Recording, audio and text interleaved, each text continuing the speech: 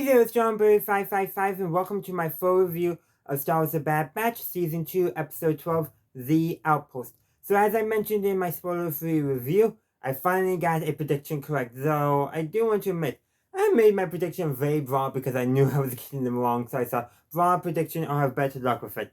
Turns out that was the way to go, but yeah, we got, finally, we got another crossover episode. This is really the second crossover episode, I think, this entire season, which is quite shocking for, a member of the Bad Batch. Sure, he's now with the Bad Batch, but still.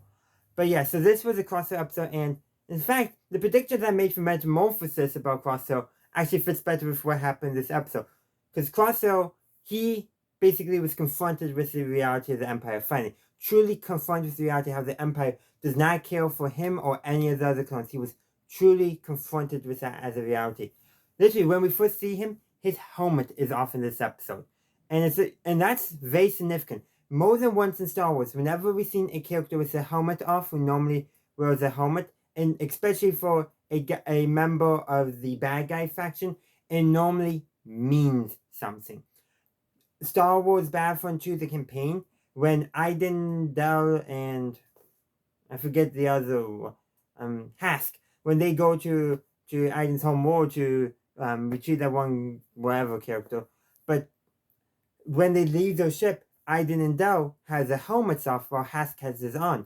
Which two characters betray the Empire later on in that mission? Iden and Dell, the two that were not wearing their helmet. Over and over again, we've seen characters, when they have their helmets off, normally indicate some kind of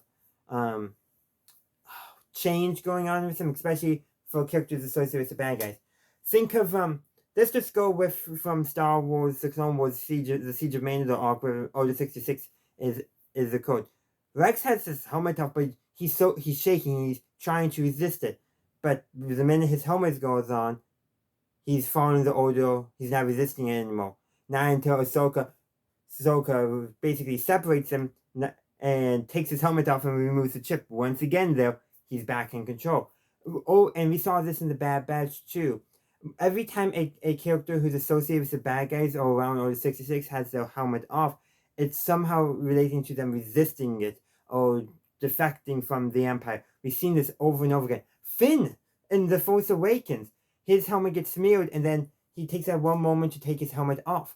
For some, we see his face, but it's also identifying him as being different from everyone around him, that he's, in a way, an individual, not a drone like the Empire or the First Order wants. This is a common theme we see over and over again in Star Wars. I've talked about this for like over a whole 2 minutes, so really gotta talk about the other aspects of the episode and what's going on. Well, basically, Crosshair and a few clones are sent by a young Imperial intendant who, oh man, he's the worst. They're sent basically to help a outpost that's been getting raided. And we find out that outposts, those clones have been there for basically over, I think he said 36 cycles. Probably, let's just say a year. I don't know how long a cycle is, a month, I don't know. But he's been there a long time, and by the time Crosshair and the other, and basically the reinforcements get there, there's only the commander and 2 clones left. And those 2 clones don't, actually none of those 3 clones survive. The commander Mayday, he's the last one to survive. And he would have been left stranded in the tundra if Crosshair hadn't brought him back to the outpost. But an interesting thing to note, earlier in the episode, they were basically tracing the trail of the people who've been raiding the base, I still got some questions about them. Early rebels, perhaps? But, so, they come across one raider that Crosshair had shot, had apparently died of the cold exposure and loss of blood. And when Mayday wonders why they left him here, Crosshair responds, they did, dead weight not to carry. And basically that's sort of like, if Mayday had died, would Crosshair have brought him back? But the thing is, that's not what happens. Crosshair brings Mayday back. Sure, Mayday doesn't survive, but he brings Mayday back to the outpost rather than leaving him there. And the Imperials refuse to treat Mayday. And like, if Mayday had run over right away, given Mayday some backstep, maybe he might have survived, but he didn't. This is now definitely the second, if not the third, clone who defies the Empire that we've never seen again.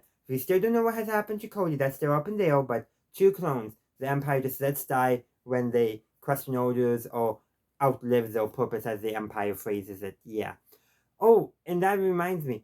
That's so. As I mentioned, I also with Mayday and Crosshair, how Crosshair does.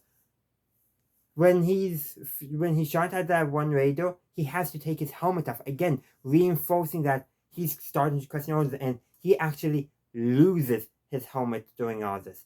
He loses his helmet, so when he's at base, he doesn't have his helmet. And at the end of the episode, or almost the end of the episode, where he shoots the Imperial Lieutenant dead. Then he collapses from exposure and his own injuries, but he does that, and he has his helmet nowhere nearby. This episode really shows that the Empire doesn't care about the clones, and the clones are truly questioning the Empire. But the ending scene has me nervous for Crosshair, really nervous. I think he's on Mount Tantus now.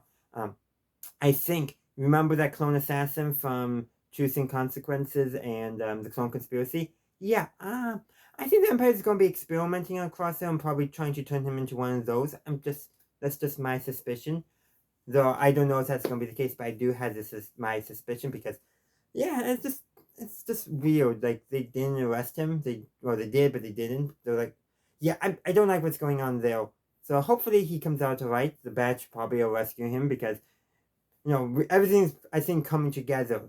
I think everything might be coming together. But another kind of interesting piece of the puzzle is, at the beginning of the episode, those 3 clone officers are being escorted right by an Imperial officer in an Imperial uniform, basically saying, they're complaining basically about they're being forcibly retired, but those are lucky ones probably. The clones who are retired and left on the streets are probably going to be the lucky ones. As we saw with the Clone Assassin a few episodes back, and then with whatever they're doing with Crosshair, I think the clones who are forcibly retired are the lucky ones, besides maybe the ones who don't have to deal with it at all and have died, I don't know. But yeah, forced retirement is probably the lucky clones.